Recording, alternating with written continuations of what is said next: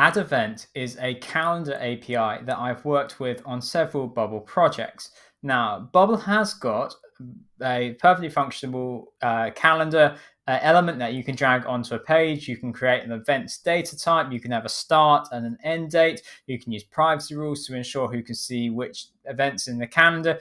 You can do all of that in Bubble, but when you want more from your calendar app, for example, what if you wanted to give people a feed to which they can subscribe to events in your calendar app that you're building with Bubble? For example, if you were building some sort of booking or repeat event, that's on my head, top of my head, something like you were building a CRM for yoga practitioners and they wanted to create a calendar of all the classes that they were running and allow users to subscribe, meaning that they can click a link and then their calendar app prompts them to add that calendar into onto their phone or into the calendar on their laptop. You can do that with AddEvent. Now, one reason to consider doing that over the download the event buttons, there are plugins, there's some overlap. There are plugins that will allow you to do many things with calendars in Bubble.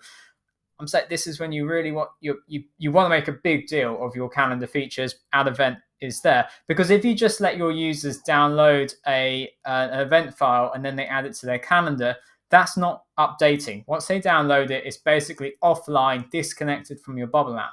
But if you allow them to subscribe to a particular user's calendar that you've used the AddEvent API to keep in sync with the events in your Bubble app, then it means that you can make changes and those changes will reflect within a few moments in those users' iCalendars on their Macs or on Windows and Outlook, wherever they have those calendars subscribed.